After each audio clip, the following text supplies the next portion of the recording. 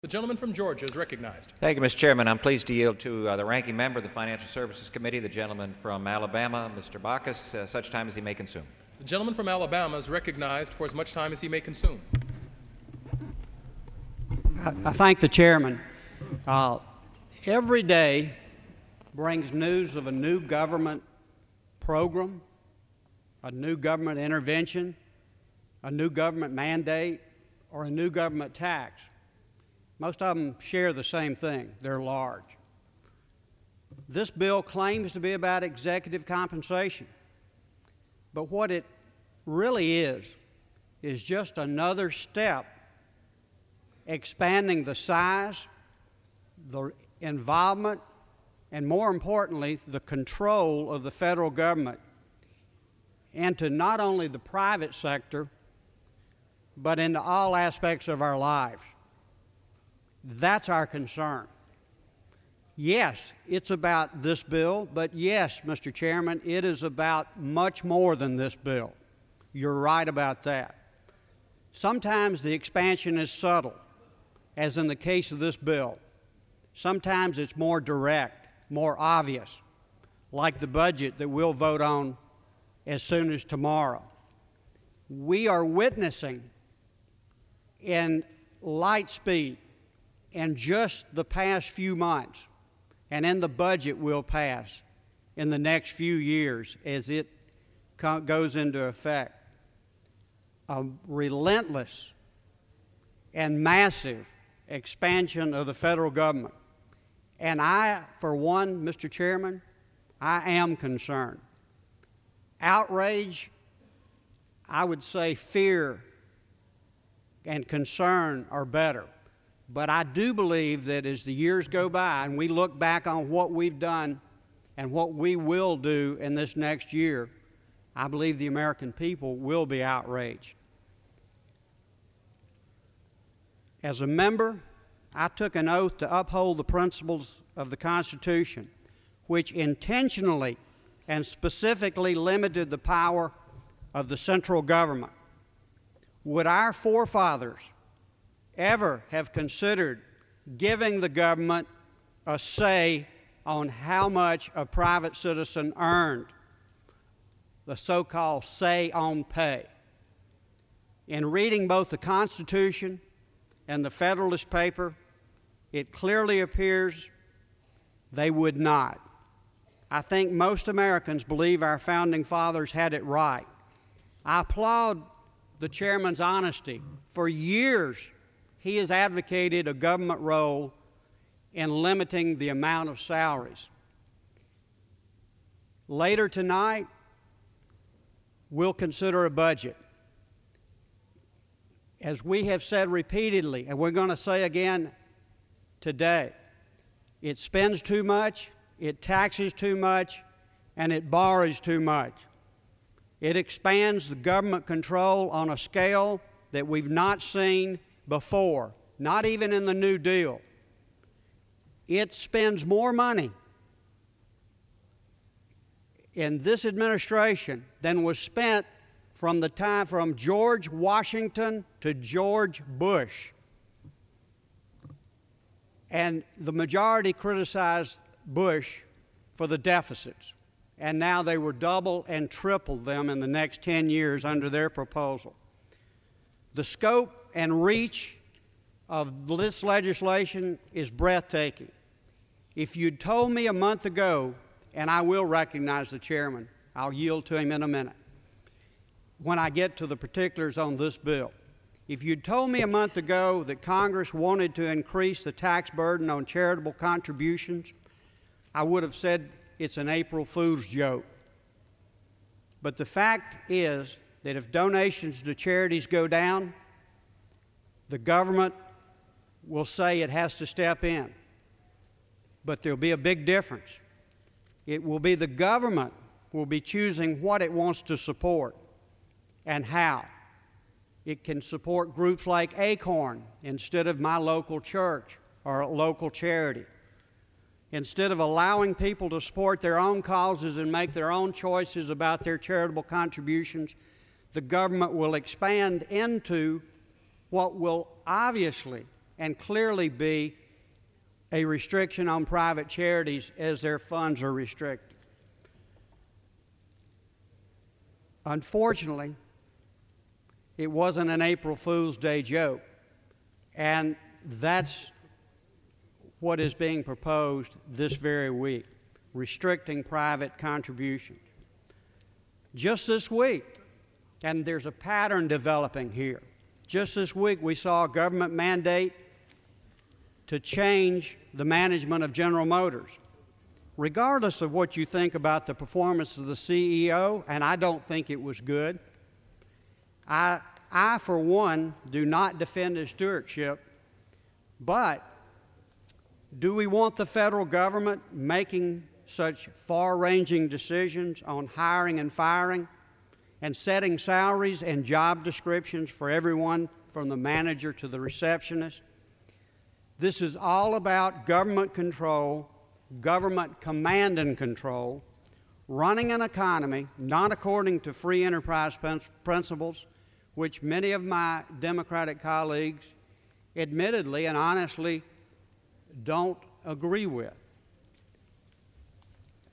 It is about making business decisions based not on competitiveness, but based on social goals.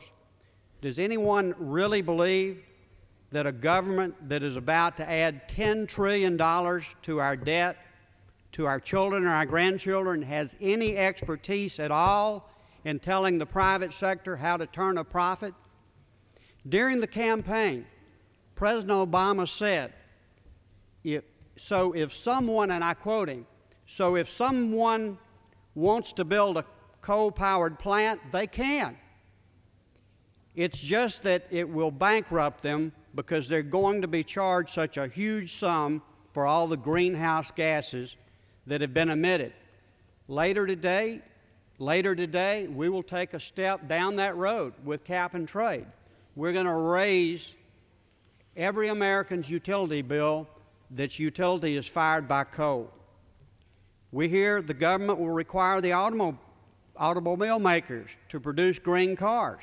No one argues with the idea of clean-burning cars, but maybe someone should ask consumers whether they can afford to spend several $1,000s more to buy them, and whether such a policy will end the need for taxpayer support. I think not. I think it will make General Motors less profitable, and the taxpayer investment will certainly be at risk. This is the problem with government getting involved in the management of business. Decisions will be based on the government's political agenda and not sound economics. There will be no limits to how far this can go and will go. Will the government start telling companies, we'd like to review your advertising to see if you're sending the right message or spending too much? Will the government tell drug companies who market similar products, we think there's too much competition. Maybe you should combine products or merge to make prices cheaper? Now, you don't have to do that, but if you do business with the government, you do. Some believe less competition leads to lower prices. I don't think that's the case at all. Now, the legislation before us today, it gives the Treasury Secretary and a board, all unelected, headed by a Harvard professor, wide discretion to formulate performance-based compensation standards for hundreds of banks across America. Who does the legislation apply to? Let me read the legislation.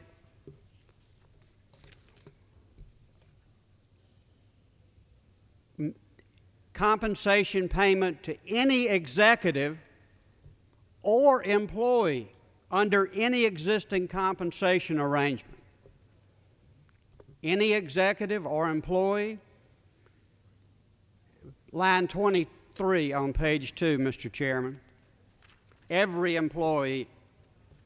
There is nothing in this legislation to prevent the Secretary from deciding that one measure of performance is whether loan officers are approving loans to favored constituencies that the administration may believe are entitled to a loan or to credit.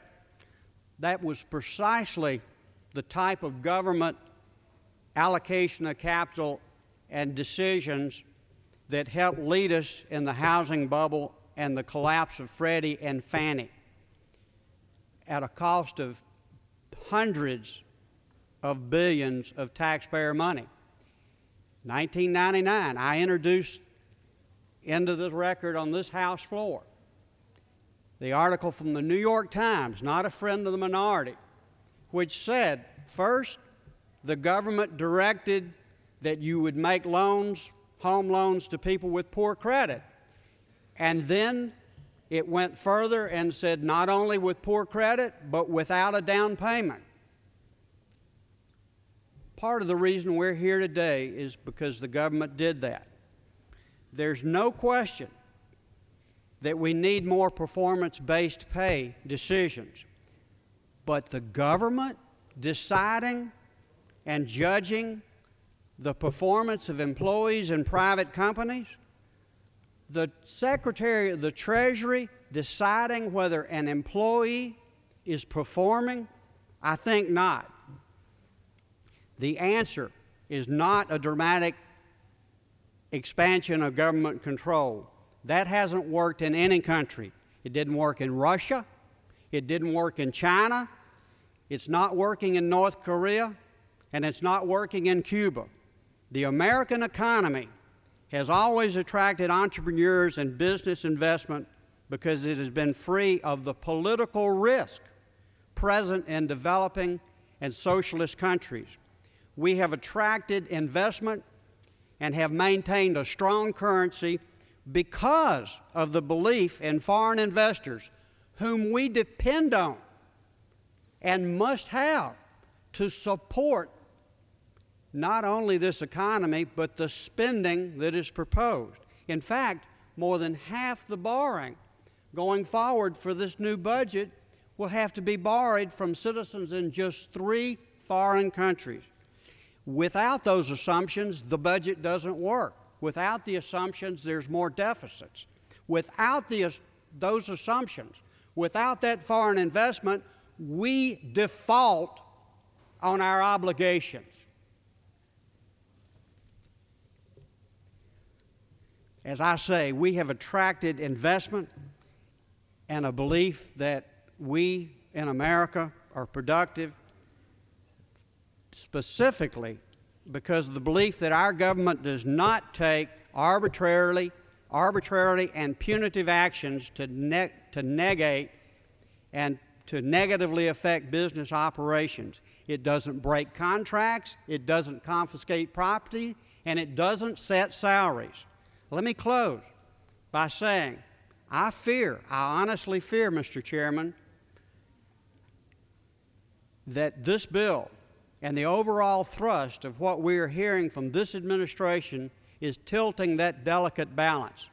The implications for our competitiveness as a country, our economy, and the prosperity of our citizens and their freedoms are disturbing. In the end, America has succeeded by putting its faith not in the government, but in the people. That's what the Constitution was all about. And I, for one, will always trust the people and always distrust the government. I make no apology for that. The solution is not this bill.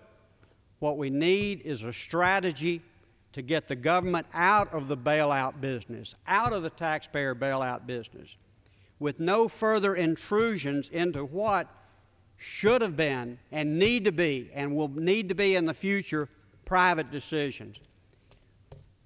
Mr. Chairman, you and I can come to an agreement, and that agreement can be no further government bailouts.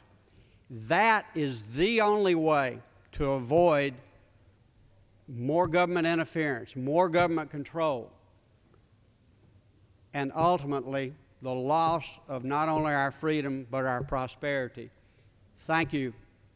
Thank you, Mr. Chairman, and I would yield to the chairman The chairman of the full committee does not want me to yield to him at this time.